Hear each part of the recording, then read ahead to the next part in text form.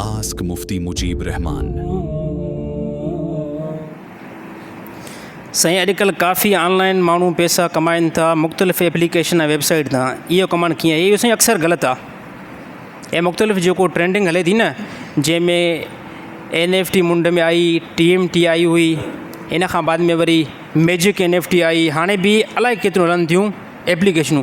इहे सभु हराम अथव साईं।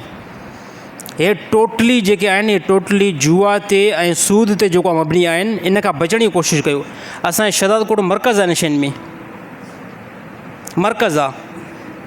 5-5 हज़ार जेको नौजवान लॻाईंदा उन में एप्लीकेशन में, पोइ थिए ईअं थो रखे हिननि खे झटको लॻे थो, ₹1,00,000 बि अची थो वञे, ₹1,00,000 बि अची थो वञे। रखे अहिड़ी मार थी पई वञे त इहे 5,000 बि विया। हाणे कमु असांजा अक्सर नौजवान नथा कनि, असांजा नौजवान अक्सर कमु नथा कनि। इहे पैसा होॾां वठी करे कॾहिं 5,000 गॾु कयूं, कॾहिं 10,000 गॾु कयूं, कॾहिं 20,000, पोइ इन मुख़्तलिफ़ वेबसाइट में एप्लीकेशन में पैसा विझनि था। जेको पैसो कमाइणु हराम आहे ऐं इनखे जेको खाईंदा, इहो पैसो बिलफर्ज़ अगरि कमायो बि तव्हां सही न, 5,000 जी जॻह ते ₹1,00,000 बि आयो त पैसो इहो हराम आयो साईं।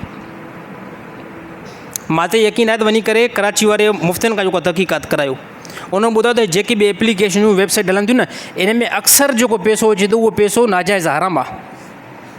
हा, अहिड़ी तरह इन 100 मां का 1-2 एप्लीकेशन हुजे जंहिंजो जेको तरीक़ेकार दुरुस्त हुजे, बाक़ी अक्सर जेको इहे ग़लति आहिनि। इन खां बचण जी कोशिशि कयो, पंहिंजी महिनत कयो।